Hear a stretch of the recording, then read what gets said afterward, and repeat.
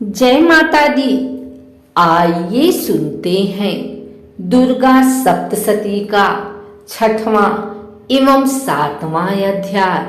महर्षि मेधा ने कहा, देवी की बात सुनकर दूत क्रोध में भरा हुआ वहां से असुरेंद्र के पास पहुंचा और सारा वृतांत उनसे कह सुनाया। दूत की बात सुन असुरेंद्र के क्रोध का पारावार न रहा और उसने अपने सेनापति धूम्रलोचन से कहा, धूम्रलोचन, तुम अपनी सेना सहित शीघ्र वहां जाओ और उस दुष्टा के केसों को पकड़कर उसे घसीटते हुए यहाँ ले आओ।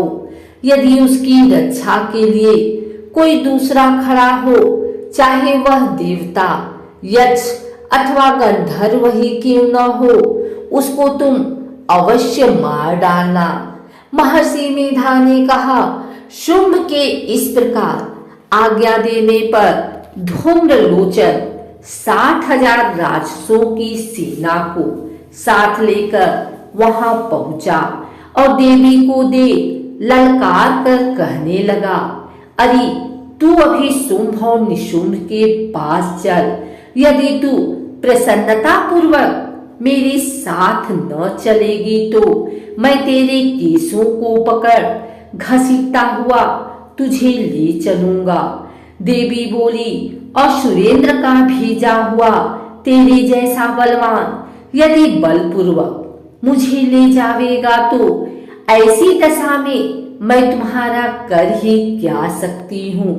महर्षि मेधा ने कहा। ऐसा कहने पर धूम्रलोचन उसकी ओर लपका, किंतु देवी ने उसे अपनी हुंकार से ही भस्म कर डाला।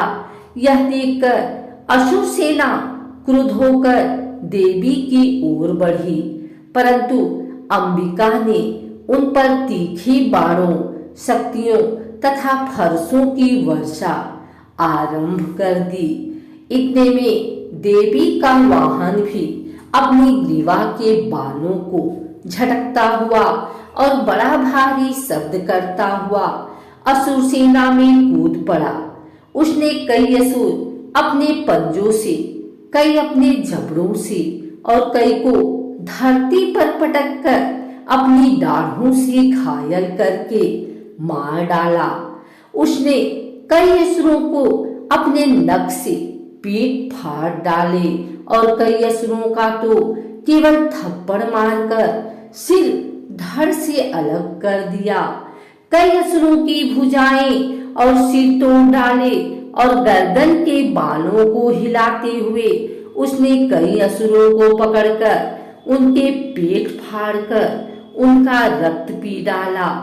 इस प्रकार देवी के उस महाबलवान सिंह ने क्षण भर में असुर सेना को समाप्त कर दिया। शुंभ ने जब यह सुना कि देवी ने धूम्रलोचन असुर को मार डाला है और उसके सिंह ने सारी सेना का संहार कर डाला है, तब उसको बड़ा क्रोध आया।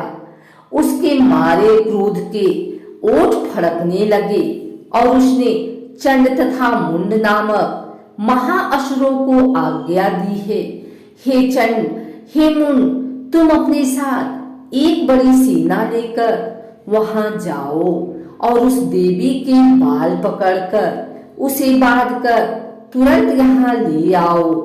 यदि उसको यहाँ लाने में किसी प्रकार का संदेह हो तो अपनी सेना सहित उससे लड़ते हुए उसको मार डालो और जब वह दुष्टा और उसका सिंह दोनों मारे जावें, तब भी उसको बांध कर यहाँ ले आना। महर्षि मेधा ने कहा। दैत्यराज की आज्ञा पाकर चंड और मुंड चतुरंगिनी सेना को साथ लेकर हथियार उठाए हुए देवी से लड़ने के लिए चल दिए। हिमालय पर्वत पर पहुंचकर उन्होंने मुस्कुराती हुई देवी जो सिंह पर बैठी हुई थी देखा।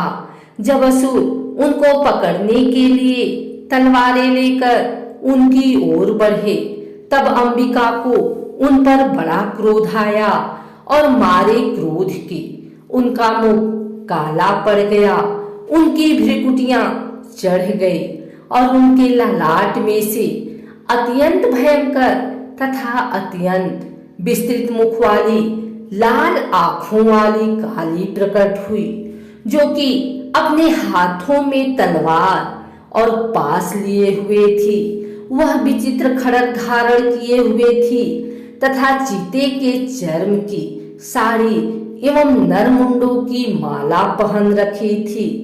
उनका मांस सूखा हुआ था और शरीर केवल हड्डियों का ढांचा था, और जो भयंकर शब्द से दिशाओं को पूर्ण कर रही थी वह असुर सेना पर टूट पड़ी और दैत्यों का भक्षण करने लगी।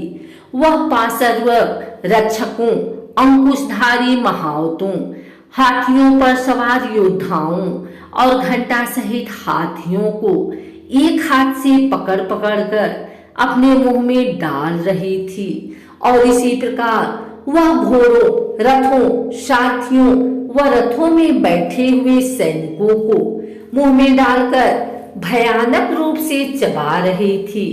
किसी के केस पकड़कर, किसी को पैरों से दबाकर और किसी दैत्य को छाती से मसलकर मार रही थी। वह दैत्य के छोड़े हुए बड़े बड़े अस्त्र शस्त्रों को मुंह में पकड़कर और क्रोध में भरकर उनको दांतों में पीस रही थी। उन्होंने कई बड़े बड़े असुर भक्षण कर डाले, कितनों को रौंद डाला और कितनों की मार के मारे भाग गए। कितनों को उसने तलवार से मार डाला, कितनों को अपने दांतों से समाप्त कर दिया, और इस प्रकार से देवी ने क्षण भर में संपूर्ण दैत्य सेना को नष्ट कर दिया। यह देख महापराक्रमी चंड काली देवी की ओर पलका और मुंड ने भी देवी पर अपने भयानक बाणों की वर्षा आरंभ कर दी और अपने हजारों चक्र उस पर छोड़े। उस समय वह चमकते हुए बाण व चक्र देवी के मुख में प्रविष्ट हुए। इस प्रकार दिख रहे थे जैसे मानो बहुत से सूर्य मेघों की घटा में प्रविष्ट हो रहे हैं। इसके पश्चात भयंकर शब्द के साथ काली ने अत्यंत जोश में भरकर विकट अट्टहास किया। उसका भयंकर मुख देखा नहीं जाता था। उसके मुख से श्वेत दांतों की पक्ति चमक रही थी। फिर उसने तलवार हाथ में लेकर शब्द कहकर चंड के ऊपर आक्रमण किया और उसके केस पकड़कर उसका सिर काटकर अलग कर दिया। चंड को मरा हुआ देखकर मुंड देवी की ओर लपका, परंतु देवी ने क्रोध में भरे उसे भी अपनी तलवार से यमलोक पहुंचा दिया। चंड और मुंड को मरा हुआ देखकर उसकी बाकी बची हुई सेना वहां से भाग गए। इसके पश्चात काली चंड और मुंड के कटे हुए सिरों को लेकर चंडिका के पास गए और प्रचंड अट्टहास के साथ कहने लगी, हे देवी, चंड और मुंड दो महादैत्यों को मारकर तुम्हें भेंट कर दिया है। अब शुंभ और निशुंभ का तुमको स्वयं वध करना है। महर्षि मेधा ने कहा, वहां लाए हुए चंड और मुंड के सिरों को देखकर कल्याणकारी चंडी ने काली से मधुर वाणी में कहा, हे देवी, तुम चूंकि चंड और मुंड को मेरे पास लेकर आई हो, अतः संसार में चामुंडा के नाम से तुम्हारी ख्याति होगी।